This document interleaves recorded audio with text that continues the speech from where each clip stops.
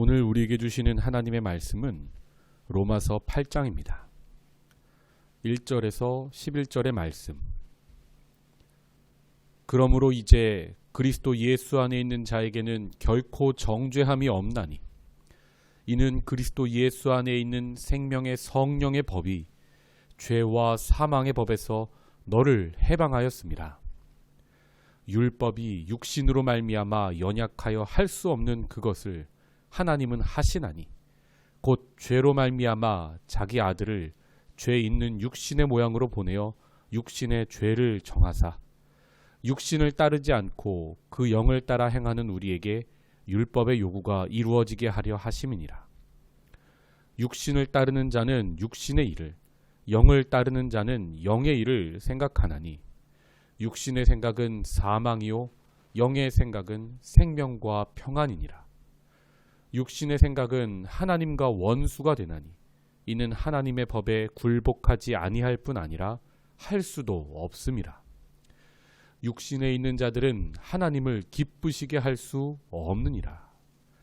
만일 너희 속에 하나님의 영이 거하시면 너희가 육신에 있지 아니하고 영에 있나니 누구든지 그리스도의 영이 없으면 그리스도의 사람이 아니라.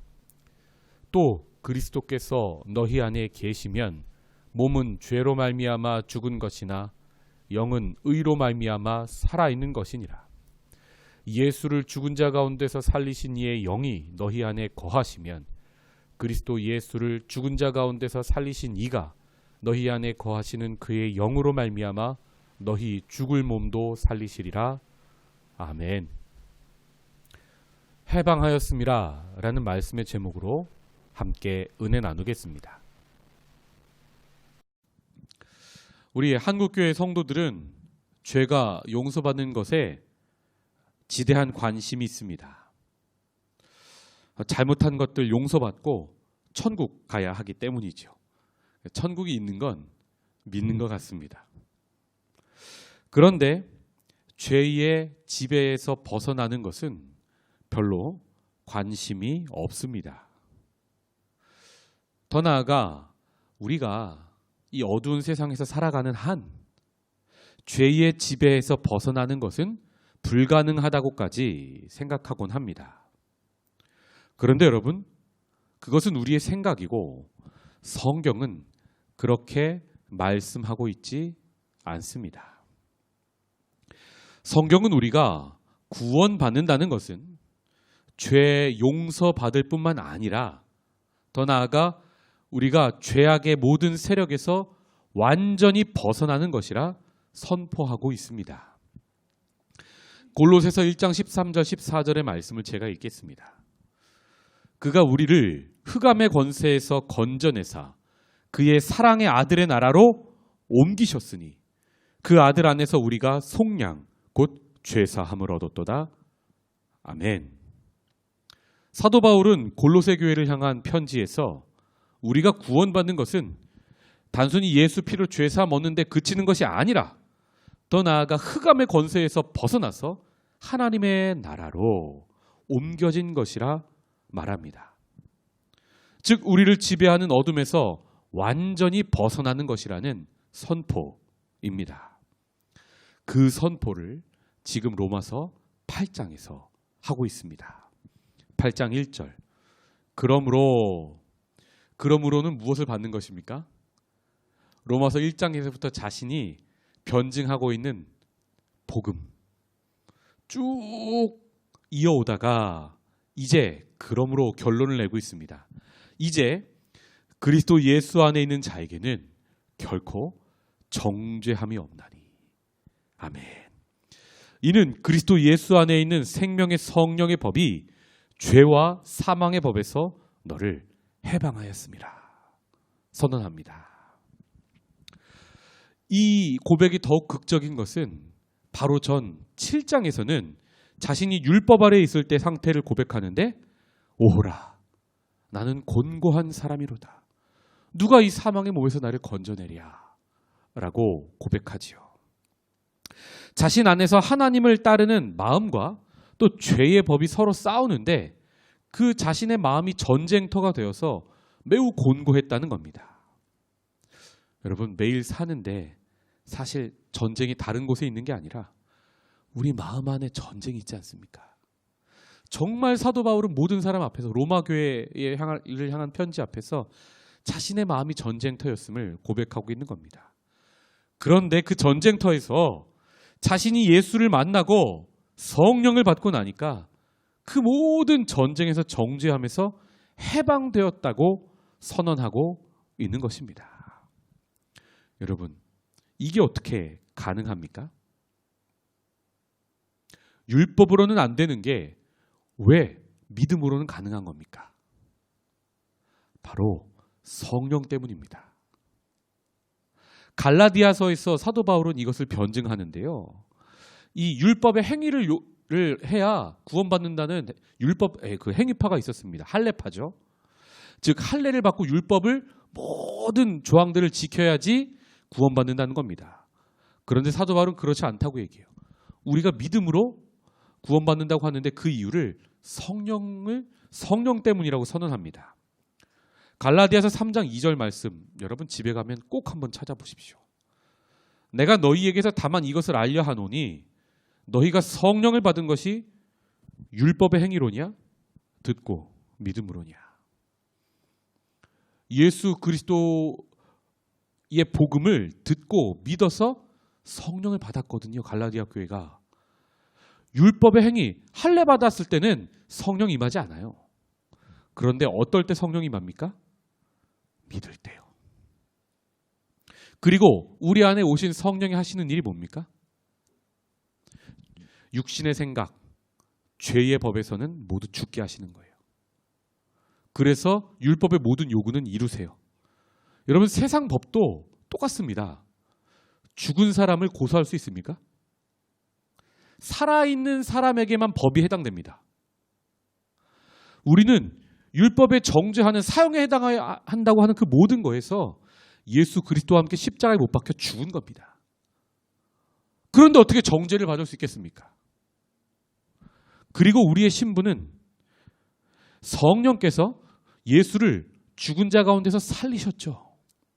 그것처럼 우리도 죄에 온전히 죽을 때 의 안에서, 예수 그리스도 안에서 살아나기 때문에 그 모든 죄의 법에서, 곤고함 속에서 해방되었다고 사도 바울은 선언하고 있습니다.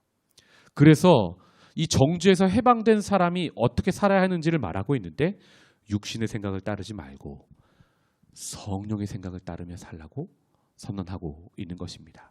여기서 육신은 무엇입니까? 하나님의 법이 아니라 세상의 법을 따르고자 하는 생각과 모든 마음과 그런 사람들의 행동을 얘기합니다. 반면에 성령의 법은 무엇입니까? 율법의 요구를 모두 이루는, 죽은 자를 살리는 하나님의 능력입니다. 의가 없는데 우리 안에 의를 창조해내시는 창조주 하나님의 능력입니다. 그래서 성령의 생각을 따라 사는 이들은 생명과 평안을 얻게 되고, 육신을 따르는 사람은 사망에 이르게 된다고 사도 바울은 선언하고 있습니다. 저는 로마서 8장을 어젯밤에 계속 묵상하면서 사도 바울의 지금 상황이 어떠한지를 살펴봤습니다.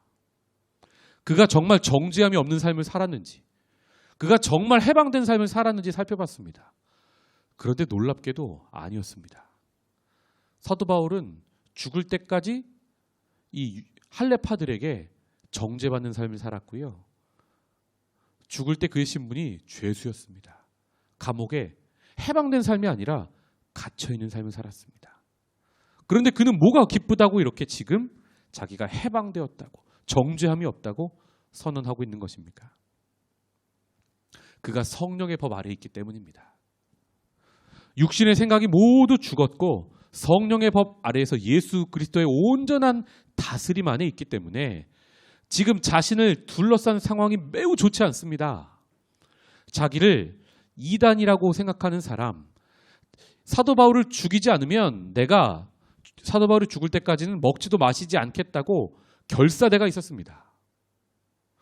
여러분 기억하시는지 모르겠는데 로마서 1장을 설교할 때 제가 이 로마서는 사도행전 20장에서 22장을 보시면 그의 전도여행 3차 전도여행에서 고린도 지방에서 석 달을 머물 때 쓴 편지입니다. 즉 이제 자신은 예루살렘으로 가서 그동안 모았던 연보를 어려웠던 예루살렘 교회에 전해주고 자기는 로마로 향하려고 계획을 하고 있었던 것입니다. 자기를 선교사로 소개하는 편지였어요. 미리. 그런데 그 3차 전도 여행을 여러분 쭉 살펴보시면요. 많은 사람들이 예언했어요. 사도 바울 네가 예루살렘 교회 가면 이렇게 묶일 것이다. 많은 고난이 있을 것이다. 사도 바울이 혹시 자기가 죽을지도 모른다고 생각했습니다. 그래서 지금 자신의 유언장처럼 선교사 자기 추천 편지이기도 하지만 동시에 자신이 여지껏 살아있을 때 전했던 복음이 한번 정리되어 있어요. 죽을지도 모르기 때문에. 유언장을 쓰는 것 같은 아주 결단하는 마음으로 자신이 전하는 복음을 정리하고 있었던 것입니다. 즉 자기를 둘러싸고 있는 환경은 정죄함이 가득했고 이제 자기는 가면 묶입니다. 죄인이 됩니다. 그런데 그의 신분은 복음 안에서 너무나 자유했어요. 예수 그리스도 때문에, 성령 때문에. 저는 이 아이러니가, 사도 바울이 겪었던 이 아이러니가 이 바이러스 시대를 살고 있는 우리 성도에게 정말 주시는 하나님의 뜻 아닌가 싶습니다. 우리는 지금 묶여 있습니다. 눈에 보이지도 않는 바이러스라는 것 때문에 우리의 삶이 묶여 있어요. 그런데 하나님은 우리에게 선언하십니다. 결코 정죄함이 없다고. 너희는 그리스도 예수 안에 있는 생명의 성령의 법이 죄와 사망의 법에서 너희를 해방하였다고. 상황을 믿으십니까? 하나님의 말씀을 믿으십니까? 상황이 더 커 보이십니까? 하나님의 말씀이 더 커 보이십니까? 말씀을 믿는 자들에게, 말씀을 믿고 오늘 하루를 살아내는 자에게 사도 바울과 함께 하셨던 하나님께서 우리와 함께 하셔서 율법의 모든 요구를 이루시고 더 나아가 하나님께서 우리를 이 땅에 보내셨을 때 뜻하신 바를 모두 이루는 성령을 따르는 삶을 가능하게 하실 줄 믿습니다. 우리 옆에 분들에게 이렇게 한번 축복했으면 좋겠습니다. 성령 충만하십시오. 인사하겠습니다. 우리 한 가지만 함께 기도하고 기도의 자리로 나갔으면 좋겠습니다. 어제 밤에 이제 공항 가서 우리 유란에 환송하고 왔습니다. 때가 되어서 많은 분들이 귀국하셨습니다. 거의 느낌이 교회가 새로 개척되는 것 같은 느낌입니다.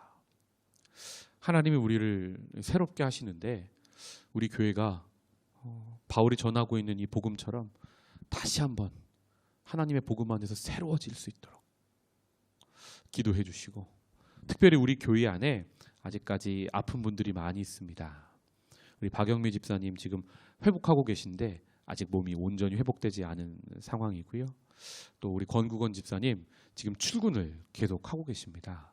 그래서 하나님 강건함으로 붙잡아 달라고 기도해 주시고, 또 여러분 지금 어려운 상황 속에서 경제적으로 어려움에 시달리고 또 관계 안에 어려움에 시달리고 또 직장, 사업터, 또 가정의 문제, 많은 기도 제목을 가지고 있는 분들을 봅니다.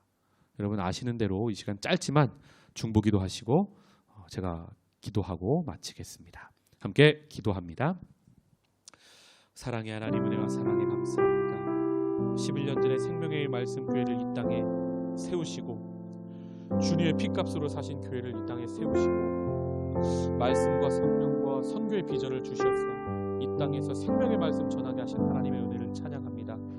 주여, 아버지, 많은 성도들이 지금 귀국하고 있습니다. 우리 교회만이 아니라 하나님 전 세계 해외에 있는 많은 교회들이 지금 귀국하는 시기입니다. 주님, 불꽃 같은 눈동자로 주님의 몸된 교회를 지켜보아 주시옵소서. 돌아가는 성도들의 삶도 아버지 함께하여 주시고 은혜로 채워주시고 하나님 동행하여 주시옵소서. 또 남아있는 성도들을 살펴주시옵소서.